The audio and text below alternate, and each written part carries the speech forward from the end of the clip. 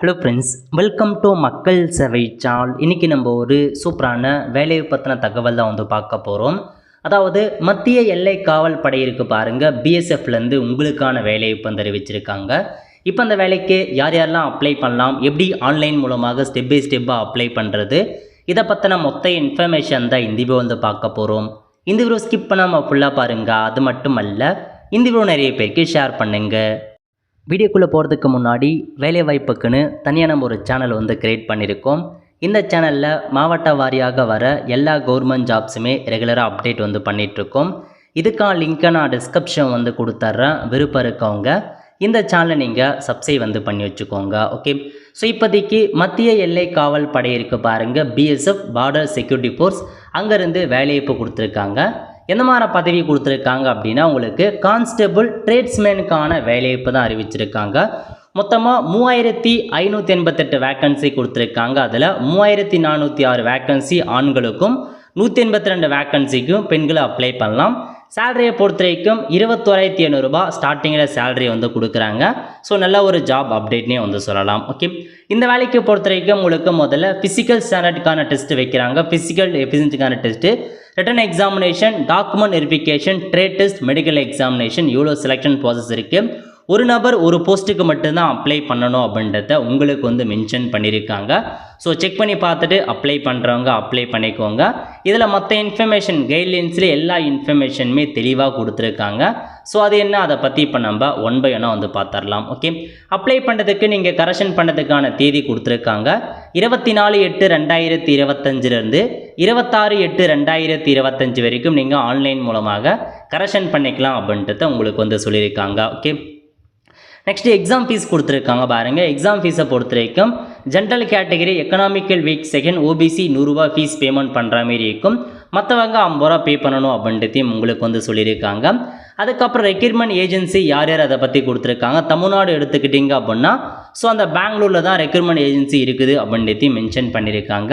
இந்த வேலைக்கான age limit, அதாவது 18 வயசுலேருந்து 25 வயசுக்குள்ளே இருக்காங்க பாருங்கள், அவங்க அப்ளை பண்ணலாம். எஸ்எஸ்டி அதிகபட்சமாக 5 வருஷம் எக்ஸ்ட்ராவாக அப்ளை பண்ணலாம். ஓபிசி அதிகபட்சமாக 3 வருஷம் எக்ஸ்ட்ராவாக அப்ளை பண்ணலாம் அப்படின்னு சொல்லியிருக்காங்க. எஜுகேஷன் குவாலிஃபிகேஷன் கொடுத்துருக்காங்க பாருங்கள். அதாவது ஒரு சில ட்ரேட் கொடுத்துருக்காங்க.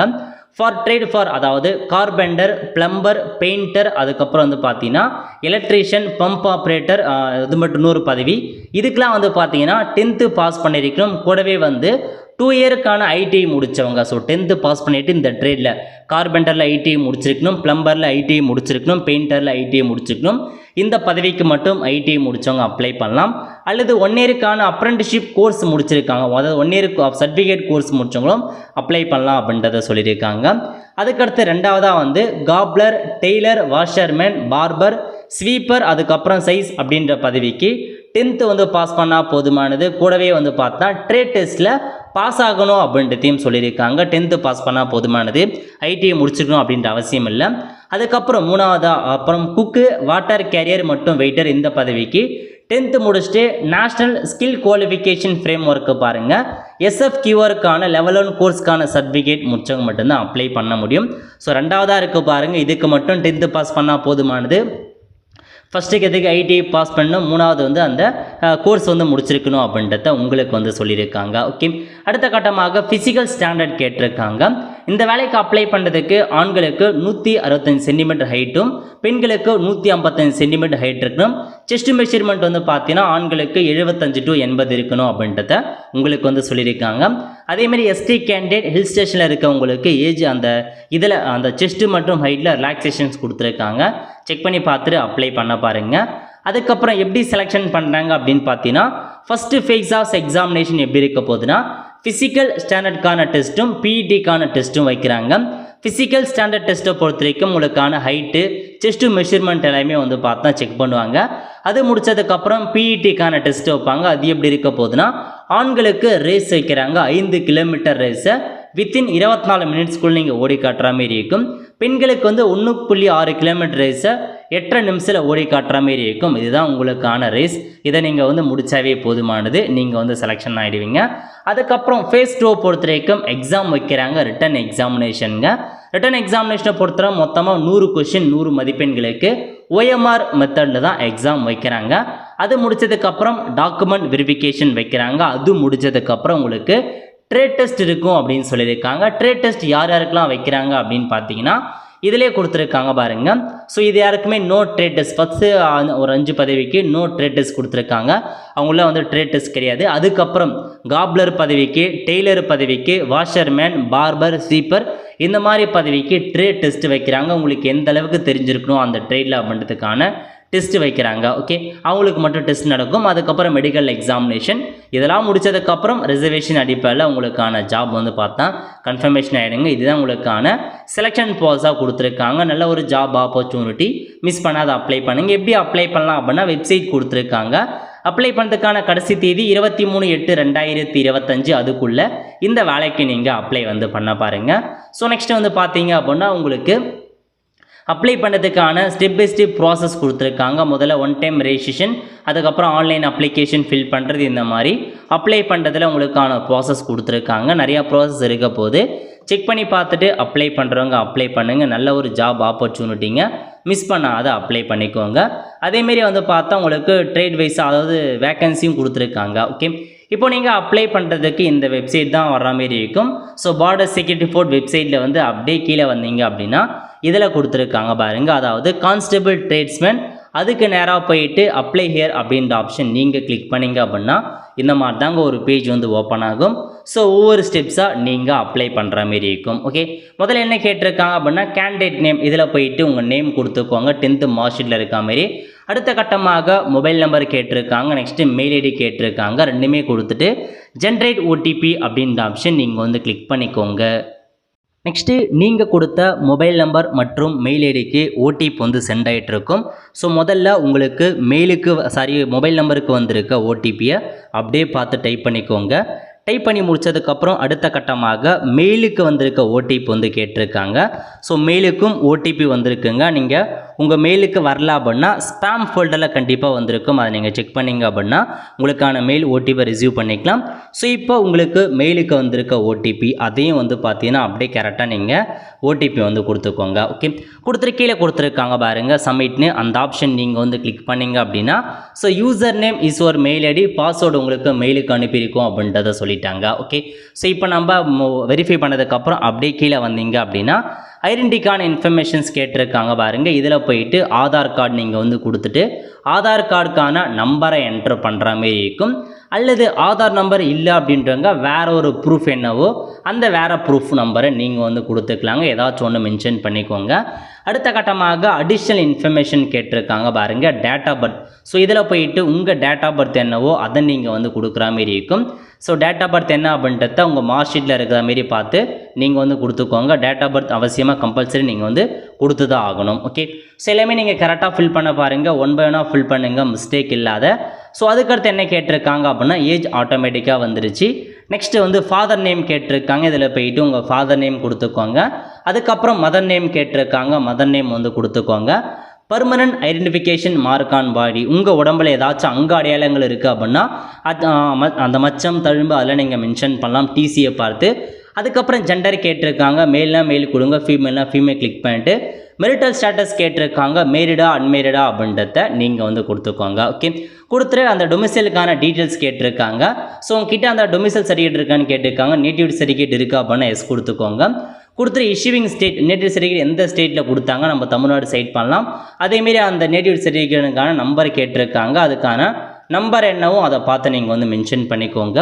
நெக்ஸ்ட்டு ரிசர்வேஷன் கேட்டகரி கேட்டிருக்காங்க பாருங்கள். ரிலீஜன் நீங்கள் வந்து ஹிந்துவா முஸ்லீமா கிறிஸ்டினா அப்படின்ற மாரி மதத்தை சைட் பண்ணிக்கோங்க.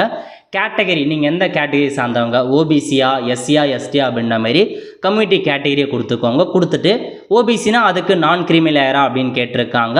சர்டிஃபிகேட் நம்பர் என்ன, எந்த ஸ்டேட்டில் கொடுத்தாங்க, எந்த டிஸ்ட்ரிக்டில் கொடுத்தாங்க, எந்த அதிகாரி எப்போ கொடுத்தாங்க, அதுக்கான நம்பர் எல்லாமே ஃபில் பண்ணுற மாதிரி இருக்கும். சேம் அதே மாதிரி தான் எஸ்சினா ஸோ சர்டிஃபிகேட் நம்பர் என்ன, எந்த ஸ்டேட்டில் கொடுத்தாங்க அதெல்லாம் ஃபில் பண்ணுங்கள். ஜென்ரல் கேட்டகரி அன்ரிசர்வ்ட் அப்படின்ற ஆப்ஷன் நீங்கள் கிளிக் பண்ணலாம். மோட் ஆஃப் ரெக்யூர்மெண்ட் பற்றி கேட்டிருக்காங்க. இதில் போயிட்டு டைரக்ட் என்ட்ரி அப்படின்ற ஆப்ஷன் நீங்கள் கொடுத்துக்கோங்க.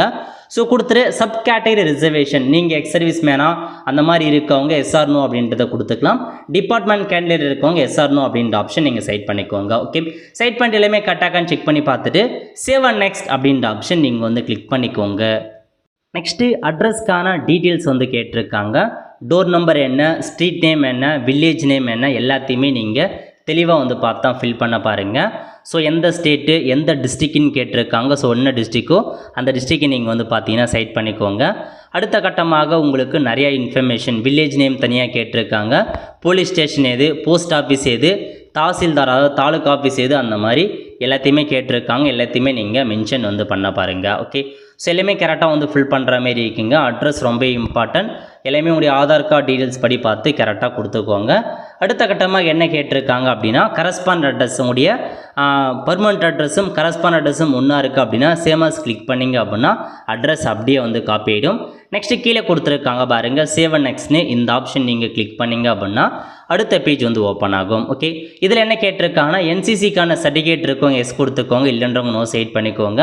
ஸ்போர்ட்ஸ் பர்சனாக இருக்கவங்க எஸ் கொடுங்க, இல்லை நோ வந்து செட் பண்ணிக்கோங்க. ஓகே, நெக்ஸ்ட்டு ஃபிசிக்கல் ஸ்டாண்டர்ட் கேட்டிருக்காங்க. உங்களுக்கான ஹைட் என்னவோ அந்த ஹைட் வந்து கேட்டிருக்காங்க, அதை கொடுத்துக்கோங்க. செஸ்ட் மெஷர்மெண்ட் வந்து கேட்டிருக்காங்க, அதையும் நீங்கள் மென்ஷன் பண்ணிவிட்டு வெயிட்டு கேட்டிருக்காங்க, எவ்வளோ வெயிட்டோ அதையும் நீங்கள் வந்து கரெக்டாக வந்து பார்த்தா எத்தனை கிலோ அப்படின்றத நீங்கள் மென்ஷன் பண்ணுங்கள். ஓகே, அதுக்கப்புறம் உங்கள் மீது கிரிமினல் கேஸ் ஏதாச்சும் இருக்கான்னு கேட்டிருக்காங்க, அதுக்கு நோ அப்படின்ற ஆப்ஷனே கொடுத்துக்கோங்க. கொடுத்துட்டு சேவ் அண்ட் நெக்ஸ்ட் கிளிக் பண்ணிங்க அப்படின்னா அடுத்த பேஜ் வந்து ஓப்பன் ஆகும். குவாலிஃபிகேஷன் ஃபில் பண்ணுற மாதிரி இருக்கும். குவாலிஃபிகேஷன் டைப் என்ன நீங்கள் முடிச்சிருக்கீங்க, 10th ஃபஸ்ட்டு 10th ஃபில் பண்ணுங்கள். ஃபில் பண்ணிட்டு அதுக்கான சர்டிஃபிகேட் நம்பரை கொடுக்குற மாரி இருக்கும். நெக்ஸ்ட்டு இயர் கேட்டிருக்காங்க, எந்த இயரில் நீங்கள் 10th வந்து பாஸ் பண்ணீங்களோ அந்த இயரை கொடுத்துட்டு எந்த ஸ்டேட்டில் 10th பாஸ் பண்ணீங்கன்னு கேட்டிருக்காங்க, அதை மென்ஷன் பண்ணிவிட்டு 10th எந்த போர்டில் படிச்சிங்க, ஸ்டேட் போர்டா, சிபிஎஸ்சியா, மெட்ரிகுலேஷனா, அந்த மாதிரி நீங்கள் கொடுத்துட்டு ஸோ என்ன போர்டோ அதை நீங்கள் கரெக்டாக செட் பண்ணிட்டு அதுக்கப்புறம் ஆடு கொடுத்தீங்க அப்படின்னா ஆட் ஆகிடும். அதுக்கப்புறம் வேறு என்ன, 12th முடிச்சிருக்கீங்க அப்படின்னா 12th ஃபில் பண்ணலாம். டிப்ளமோ முடித்தவங்க, ஐடிஐ முடிச்சிருக்கீங்க அப்படின்னா அதுக்கான இன்ஃபர்மேஷன் இந்த மாதிரி எல்லாத்தையுமே நீங்கள் வந்து ஃபில் பண்ணிக்கோங்க. என்னென்ன முடிச்சிருக்கீங்களோ எல்லாத்தையுமே வந்து ஃபில் பண்ண பாருங்கள். ஓகே, ஸோ ஃபில் பண்ணிட்டு நெக்ஸ்ட்டு கொடுத்தீங்க அப்படின்னா உங்களுக்கு அடுத்த கட்டமாக ஆர் யூ எம்ப்ளாய்டு. ஸோ நீங்கள் எம்ப்ளாய்டாக இருக்கீங்கன்னா எஸ் கொடுத்து என்னமான ஒர்க் பண்ணுறீங்க அதெல்லாம் ஃபில் பண்ணிக்கோங்க. இல்லை அப்படின்றவங்க சிம்பிளாக சேவ் அண்ட் நெக்ஸ்ட் வந்து கொடுத்துக்கோங்க. ஓகே, கொடுத்ததுக்கப்புறம் உங்களுக்கு டாக்குமெண்ட் கேட்டிருக்காங்க.